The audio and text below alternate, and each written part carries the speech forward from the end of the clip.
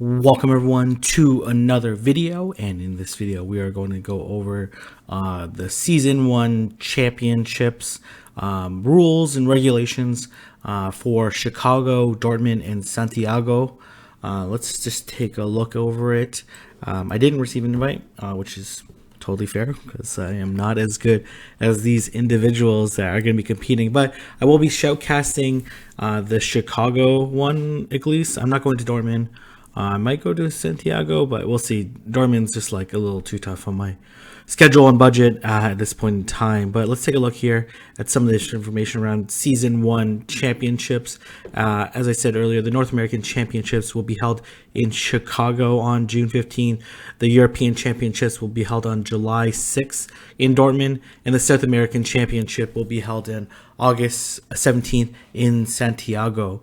Obviously more details and can be found in here. I'll bring you to the schedule page, but we won't go over that. In terms of the rules, and this is where the interesting part comes into it. There's no type restrictions, so basically all 18 types are available. No legendary and mythicals will be eligible for the battle teams. The competitors can choose in their team of 6 up to 2 of the following species: Altaria, Azumarill, Bastiodon, Lucario, Medicham, Meganium, Probopass, Skarmory, Tropius, and Venusaur. I know previously they had Malmel here, but I think because of their second rule that ruled out Malmetal, so you can't choose these 8 ones here, and I think it's probably because of PV Poke, and we can look at that after we look at this website. So here. And I think that's because these were the top 8 ranked ones when they applied all the restrictions here from PV Poke, but that's just my speculation there. Matches are played in Great League, obviously up to 1500 CP are permitted for the tournament. Only one of each species is permitted in team of 6. No species duplicates, which makes sense. Alternative forms of species are permitted if their typings differ. Okay, and then the arena rules are the same arena rules are followed in this tournament. Now let's go to the championship format. Each championship will consist of 60 to 110 region representatives with at least one wild card competitor.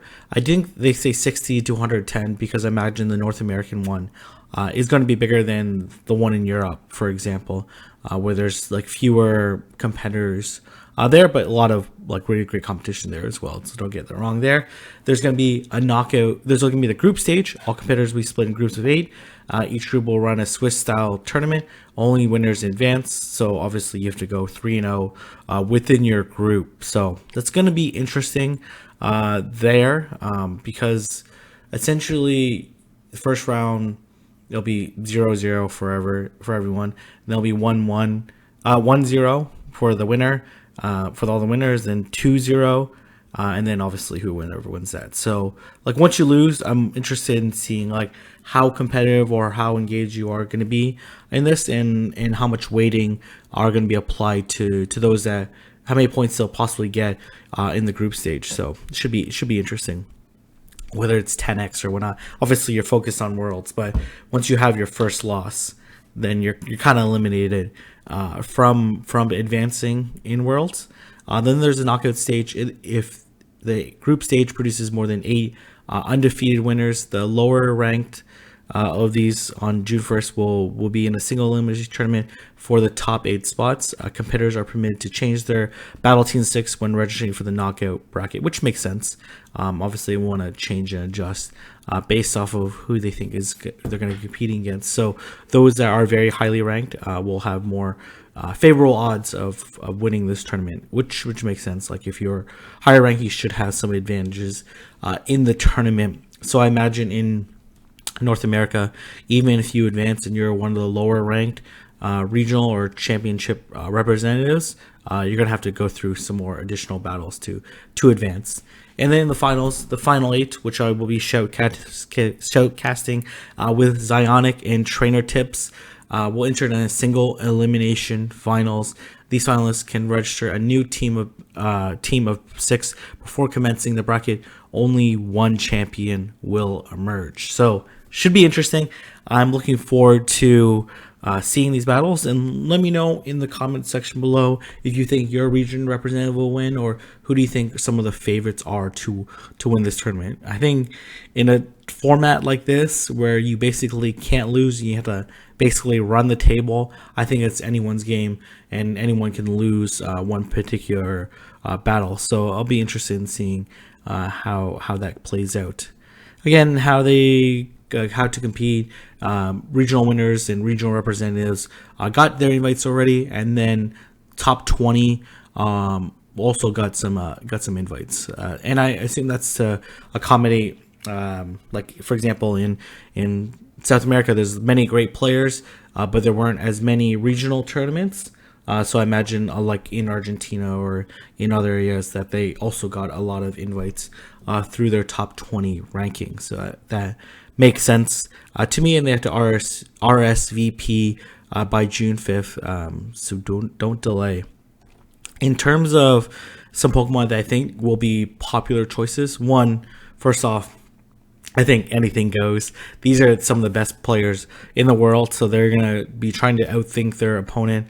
But I think some of the Pokemon that are like a little less replaceable are Pokemon like Azumarill.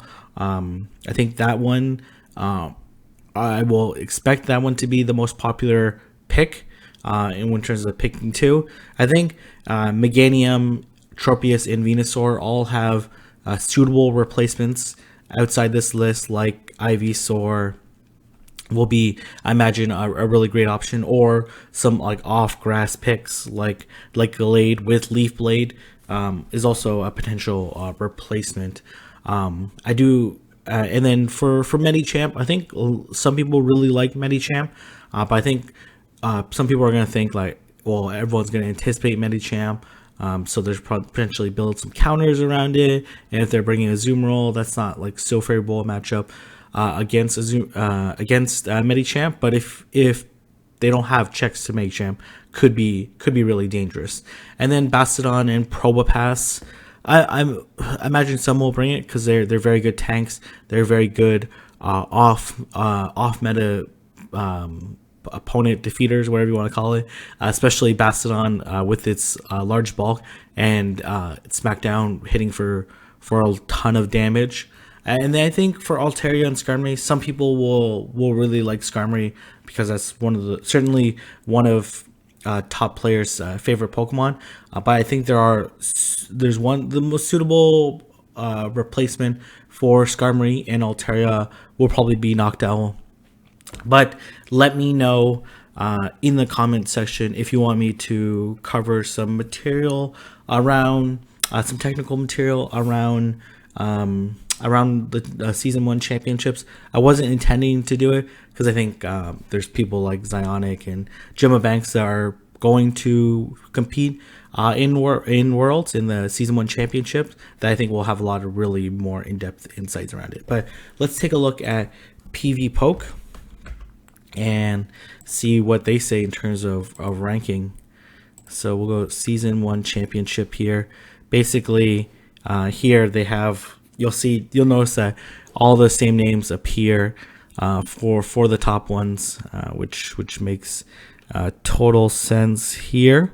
And then some other fan favorites some of the favorites that they have are Pokemon like Machamp. Machamp, could be a suitable replacement Pokemon. I do think it's pretty squishy, but does have Rock Slide, which gives us some coverage. And then Cross Chop, if you're able to get a Legacy, Machamp might be really useful as well.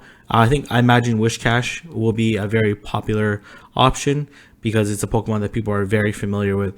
It's a very powerful Pokemon, especially with Mudshot, Mud Bomb, and Blizzard. Allows you to hit a lot of shield baiting. The only thing is that the shield baiting is only as effective as Blizzard is going to be.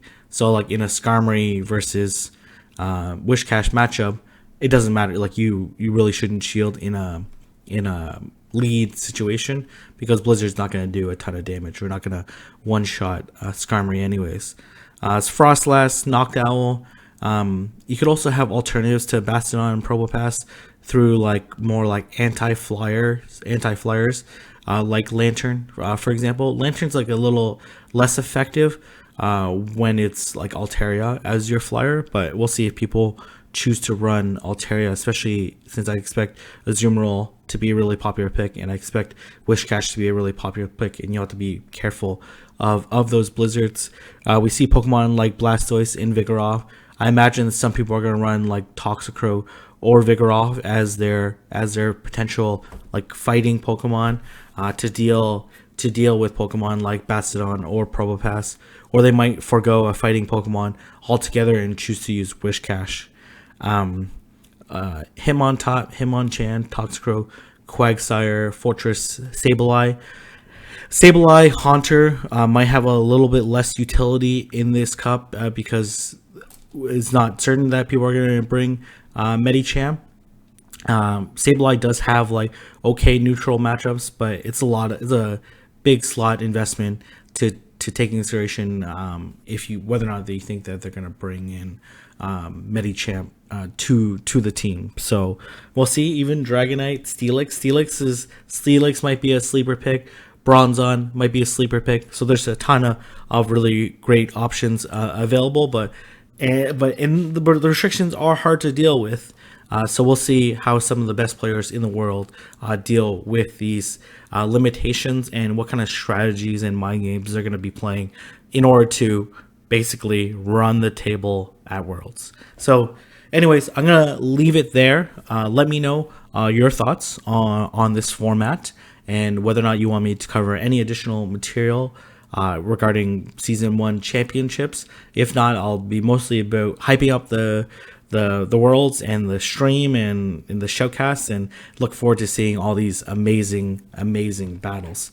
So I'm going to leave it there, and I will see everyone in the next video.